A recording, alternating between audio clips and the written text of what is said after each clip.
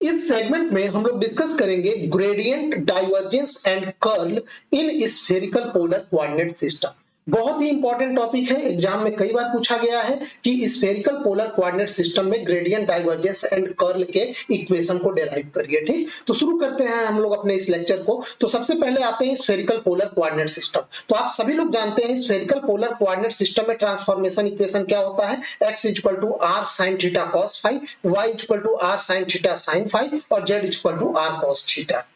ये सब पढ़ाया जा चुका है। ठीक, और कोऑर्डिनेट्स क्या होते हैं, कोऑर्डिनेट्स होते हैं r थीटा फाई और बेसिस वेक्टर्स क्या होते हैं r cap theta cap phi cap. और जो elementary length in r cap direction होता है वो होता है dr। Elementary length in theta cap direction वो होता है r into D theta. Elementary length in phi cap direction क्या होता है, वो r sine theta into D phi होता है। ये सब आप लोग पढ़ चुके हैं, आपको याद होना चाहिए। अब इनका यूज करके हम लोग लाइन एलिमेंट जल्दी से बना लेते हैं, या इसको डिस्प्लेसमेंट वेक्टर भी कह सकते हैं।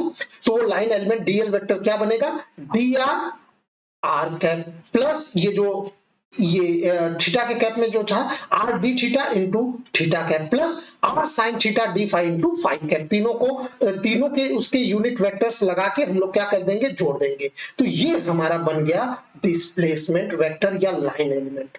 अब यहीं से हम लोग स्विच करेंगे ऑर्थोगोनल कर्वीलिनियर कोऑर्डिनेट सिस्टम से तुलना करके। देखिए, ऑर्थोगोनल कर्वीलिनियर कोऑर्डिनेट सिस्टम में कोऑर्डिनेट्स क्या होते हैं, q1, q2, q3। तो चलिए तुलना करिए स्फेरिकल पोलर में r थीटा फाई, तो q1 बराबर हो जाएगा r, q2 बराबर थीटा और q3 बराबर क्या हो जाएगा, फाई। इसी प्रकार आप लोग जानते हैं unit vectors orthogonal curvilinear coordinates में u1 cap, u2 cap, u3 cap. तुलना कीजिए तो यहाँ पे u1 कैप की जगह r कैप हो जाएगा, u2 कैप की जगह थीटा कैप और u3 कैप की जगह क्या हो जाएगा, फाई कैप। अब बचा H1, H2, H3 जो कि मटेरियल कोफिशिएंट होता है, जिसे हम लोग स्केलर फैक्टर भी बोलते हैं। उसका फॉर्मूला क्या होता है, H1 बराबर होता है, ये मॉड में होता है डेल आर वेक्टर बटे डेल यहाँ पे Q1 होता है। इसी प्रकार H2 बराबर क्या होता है, H2 बराबर होता है del R vector by del Q2 होता है मॉड में। और H3 बराबर यहाँ पे क्या होता है, H3 बराबर होता है मॉड में del R vector by del Q3। आप चाहे तो इस फॉर्मूले से निकालिए, नहीं तो मैं एक ट्रिक बता रहा हूँ उससे भी निकल जाएगा। पहले आपको इस फॉर्मूले से बना के दिखा देते हैं H1। तो देखिए ये जो आर वेक्टर है डेल आर वेक्टर, ये एक्चुअल में यही लाइन एलिमेंट ही है। इसको आप लोग डी आर वेक्टर भी लिख सकते हैं, डिस्प्लेसमेंट वेक्टर या लाइन एलिमेंट। अब इसको हम लोग डिफरेंशिएट करते हैं इस इक्वेशन को del R by del Q1। Q1 क्या है, यहाँ पे Q1 है R। तो जब हम लोग इसको डिफरेंशिएट करेंगे डेल आर के सापेक्ष में, तो सिर्फ यहाँ पे इसका डिफरेंशिएशन होगा और वो आएगा 1 आएगा। यहाँ पे क्या आएगा, 1 आएगा। ठीक है, क्योंकि ये केवल हम लोग स्केलर फॉर्म मॉडुलस लेंगे, एक्चुअल में ये यहाँ पे आएगा 1 इंटू आर कैप। ये आर कैप भी है लेकिन हमें ये मॉडुलस में है, तो ये इसको थोड़े देर के लिए इन सबको भूल जाइए, आप थोड़े देर के लिए भूल जाइए। अब इसको डिफरेंशिएट करिए del R by del Q1 यानी डेल आर, तो केवल और केवल इसका मान 1 आएगा, ये सब 0 आ जाएंगे। क्लियर हो गया, ये सब क्या आ जाएंगे, ये वाले पार्ट 0 आ जाएंगे। और ये और हाँ एक चीज और, जैसे यहाँ पे ये जो R है, ये इस R से कंफ्यूज नहीं होंगे आप लोग।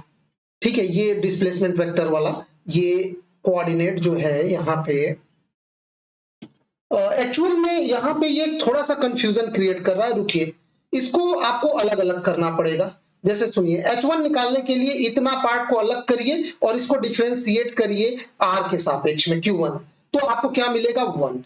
इसको ये H2 निकालने के लिए इसको आप अलग कीजिए, क्योंकि इसको आप डिफरेंशिएट करेंगे बटे डेल, यहाँ पे क्या करेंगे, डेल Q2 क्या है, थीटा। तो ये 1 आएगा और यहाँ पे क्या बच जाएगा, R। नहीं समझ पाए, रुकिए फिर से मैं क्लैरिफाई करता हूँ। H1 निकालने के लिए del R by del Q1 करेंगे, तो केवल इस फैक्टर को सेपरेट करिए, इसके यूनिट वेक्टर को हटाइए, तो केवल डी आर बचा। अब डी आर को डिफरेंशिएट करेंगे डेल आर से, तो ये तो कट के 1 ही आएगा, यानी H1 का मान कितना आ गया, 1। इसी प्रकार H2 निकालने के लिए केवल आप इसको उठाएंगे यहाँ को और इसको डिफरेंशिएट करेंगे, ये डेल Q2 यानी थीटा, तो ये R into del theta by del theta आएगा, तो ये कट जाएगा और ये R आ गया, यानी H2 का मान क्या आएगा, R आएगा। इसी प्रकार H3 निकालने के लिए इतने पार्ट को आप लोग सेपरेट कर लेंगे और इसको डिफरेंशिएट करेंगे फाई के सापेक्ष में, तो ये R sin theta del phi by del phi, तो ये 1 आ जाएगा और ये क्या है r sin थीटा, इतना आ गया। अगर आप इससे नहीं करना चाहते हैं फॉर्मूले से, तो मैं आप लोगों को एक सिंपल सा ट्रिक बताता हूं। आप लोग इसका डिस्प्लेसमेंट वेक्टर या लाइन एलिमेंट लिख लीजिए और यहाँ पे इसका कोफिशिएंट यहाँ पे कितना है 1, dr इंटू आर कैप का। इसी प्रकार d theta into theta cap का कोफिशिएंट क्या है r, और इसी प्रकार यहाँ पे d phi into phi cap का कोफिशिएंट क्या है दिस। तो ये आपका हो जाएगा h1, ये हो जाएगा h2, ये हो जाएगा h3। क्यों? क्योंकि आपको याद है कर्वी लीनियर कोऑर्डिनेट सिस्टम में मैं जब डिस्प्लेसमेंट वेक्टर लिखा था तो आपको याद है क्या लिखे थे हम लोग यहाँ पे लिखे थे h1 dq1 u1 cap plus h2 dq2 u2 cap plus h3 dq3 and u3 cap. तो इस इक्वेशन, दोनों इक्वेशन का तुलना कीजिए तो आपको पता चल जाएगा h1 h2 h3 क्या होगा। देखिए यहाँ पे इसका कोफिशिएंट 1 आ रहा है, यहाँ पे ये और ये, क्योंकि q1 क्या है, q1 है r, u1 कैप क्या है r कैप, तो ये इतना। उसी प्रकार Q2 क्या है, dQ2 मतलब d थीटा, U2 कैप मतलब थीटा कैप, तो इसका कोफिशिएंट यहाँ पे H2 है तो यहाँ पे कोफिशिएंट में क्या आ रहा है R। इसी प्रकार इस इक्वेशन में देखिए dQ3 और U3 कैप ये इतना अलग कर दीजिए तो इसका कोफिशिएंट R sin थीटा बना। तो समझ में आया, दोनों तरीके से आप निकाल सकते हैं। मैं आप लोगों को सलाह दूंगा कि आप लोग इसी से निकालिएगा, डिस्प्लेसमेंट वेक्टर बना के यहाँ पे कोफिशिएंट जो बच रहा है वही हमारे h1 h2 h3 हो जाएंगे। तो h1 बराबर 1 हो जाएगा, h2 बराबर r और h3 बराबर हो जाएगा r sin थीटा। तो आप लोगों को याद है डेल ऑपरेटर को हम लोग कैसे लिखते हैं orthogonal curvilinear coordinate system में, अभी पिछले टर्म पे बताए थे, del operator is equal to u1 cap बटे h1 del by del q1 plus u2 cap बटे h2 del by del q2 plus u3 cap बटे q3 del by del h3 यहाँ रहेगा q3। तो ठीक है, u1 कैप क्या है r कैप लिख दीजिए, h1 क्या है 1, ठीक है, और q1 की जगह r थीटा फाई। उसी प्रकार h1 h2 h3 की जगह h1 की जगह 1, h2 की जगह r और h3 की जगह r sin थीटा। ये पूरा यहाँ पे पुट कर दीजिए, आपका डेल ऑपरेटर बनके तैयार हो गया। यानी इस स्फेरिकल पोलर कोऑर्डिनेट सिस्टम में डेल ऑपरेटर को हम लोग ऐसे लिखते हैं। ठीक, कार्टेशियन कोऑर्डिनेट सिस्टम में आप लोग जानते ही हैं, तो इस प्रकार से आप बना लेंगे। अब हम लोग देखते हैं कि ग्रेडियंट कैसे लिखेंगे। Gradient of scalar function s in is defined as, तो इसी को हम लोग सीधे ऑपरेट करा देंगे डेल ऑपरेटर को। तो यहाँ पे देखिए क्या हो जाएगा, u1 cap by h1 del s by del q1, u2 cap by h2 del s by del q2। ये जनरल फॉर्मूला है ना, ऑर्थोगोनल कर्वी लीनियर कोऑर्डिनेट में किसी भी स्केलर फंक्शन का ग्रेडियंट कैसे निकालते हैं, ये जनरल फॉर्मूला आपको याद होना चाहिए। बस इसी फॉर्मूले में स्फेरिकल पोलर कोऑर्डिनेट सिस्टम वाला q1 q2 q3, यानी q1 की जगह r, q2 की जगह थीटा, q3 की जगह फाई, h1 की जगह 1, h2 की जगह r, h3 की जगह r sin theta, u1 cap की जगह r कैप, u2 कैप की जगह थीटा कैप, u3 कैप की जगह फाई कैप लिख दीजिए, आपका इक्वेशन तैयार हो जाएगा।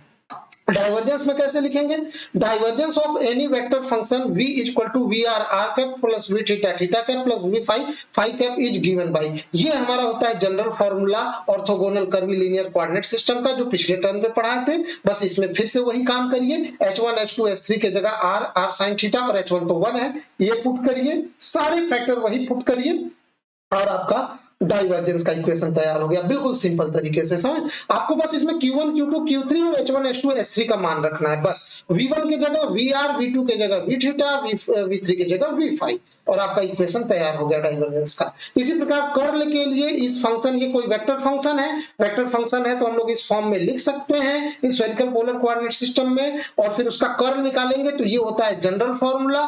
जनरल फॉर्मूला लिखना बिल्कुल आसान है, एक दो बार प्रैक्टिस करेंगे याद हो जाएगा। बस यहाँ पे पुट कर दीजिए h1 u1 कैप, h1 की जगह जैसे 1 है तो यहाँ 1 into r कैप, h2 क्या है r है, h3 क्या है r sin theta, u1 cap u2 cap u3 cap r cap theta cap phi cap. उसी प्रकार q1 q2 q3 यानी r थीटा फाई। इसी प्रकार यहाँ पे h1 h2 h3 and v1। तो मतलब कहने का मतलब फिर चीजें बिल्कुल आसान हो जाती हैं।